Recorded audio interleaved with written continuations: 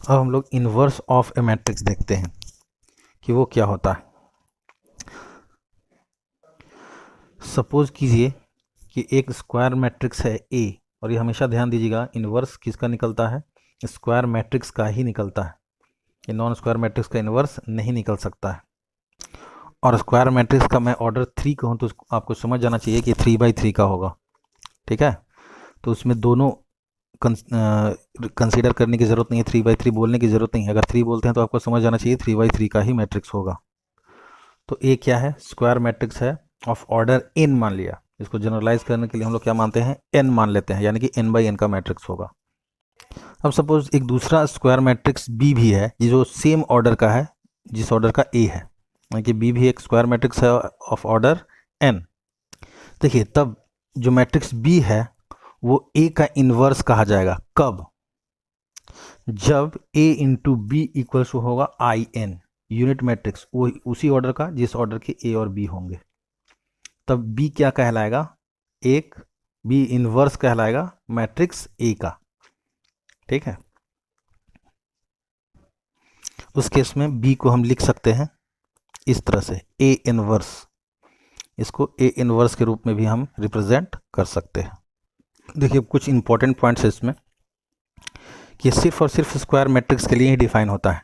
ठीक है, और उसको इन्वर्टिबल, किसी मैट्रिक्स को इन्वर्टिबल मैट्रिक्स तभी कहेंगे जब इसका इन्वर्स एग्जिस्ट करेगा। और एक और पॉइंट है कि किसी का भी जब हम किसी मैट्रिक्स का इन्वर्स निकालते हैं तो वो यूनिक होता है। ऐसा नहीं है कि किसी एक मैट्रिक्स का कई इन्वर्स निकल सकता है, वो क्या होता है, यूनिक होता है। हम लोग देखते हैं कि इन्वर्स निकाला कैसे जाता है, किन स्टेप्स को फॉलो किया जाता है। पहला स्टेप है कि जो मैट्रिक्स है आपका ए, मान लिया कि कोई एन ऑर्डर का ए मैट्रिक्स है, उसका डिटर्मिनांट वैल्यू निकालिए। मॉड ए का मतलब होता है डिटर्मिनांट वैल्यू ऑफ ए, और डिटर्मिनांट वैल्यू आप निकालना जानते हैं। लेकिन अगर डिटर्मिनांट वैल्यू 0 आ जाता है, अगर डिटर्मिनांट वैल्यू 0 आता है तो उसको क्या कहते हैं, सिंगुलर मैट्रिक्स कहते हैं। तो जब वो सिंगुलर मैट्रिक्स हो जाता है तो उसका इन्वर्स नहीं निकाला जा सकता।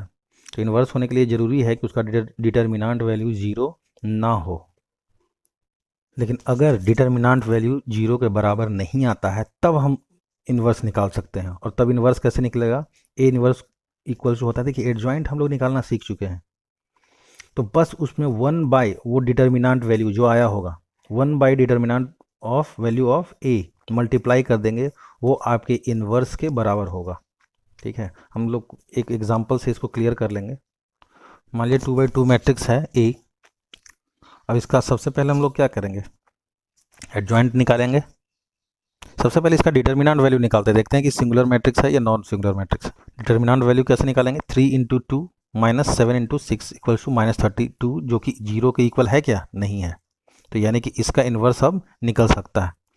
तो हम लोग एडजॉइंट निकालने के लिए सबसे पहले क्या करते हैं, कोफैक्टर्स का एक मैट्रिक्स तैयार करते हैं और फिर क्या करते हैं, उसका ट्रांसपोज निकाल देते हैं।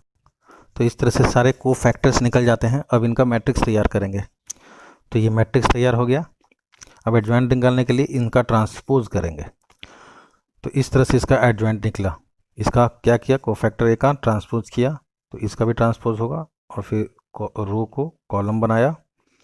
ठीक है, तो इस तरह से ये एडजॉइंट ए निकला। अब इन्वर्स की बारी है। तो ए इन्वर्स क्या होता है, 1/, मॉड ए, जो कि डिटर्मिनांट वैल्यू ऑफ ए होता है, इंटू एडजॉइंट ए। ये एडजॉइंट है, DDJ नहीं है, एडजॉइंट ए। तो क्या करेंगे, वैल्यू कितना आया था, -32 आया था। मॉड ए का वैल्यू कितना आया था, -32। तो 1/, -32, 2 -6, जो एडजॉइंट ए आया है उसको यहाँ पे रख देंगे। आप चाहें तो इसको अंदर मल्टीप्लाई, हर एलिमेंट में अंदर मल्टीप्लाई करके भी लिख सकते हैं, नहीं तो आप इतना भी लिखेंगे तो आंसर गलत नहीं होगा। और आप चाहें तो इस ए इन्वर्स को ए के साथ मल्टीप्लाई करेंगे तो आपका 2/2 मैट्रिक्स यूनिट मैट्रिक्स आएगा।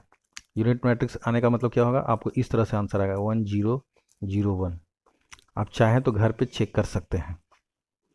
ठीक है, तो ये आपका इन्वर्स हुआ। इस तरह से हम लोग इन्वर्स निकालते हैं।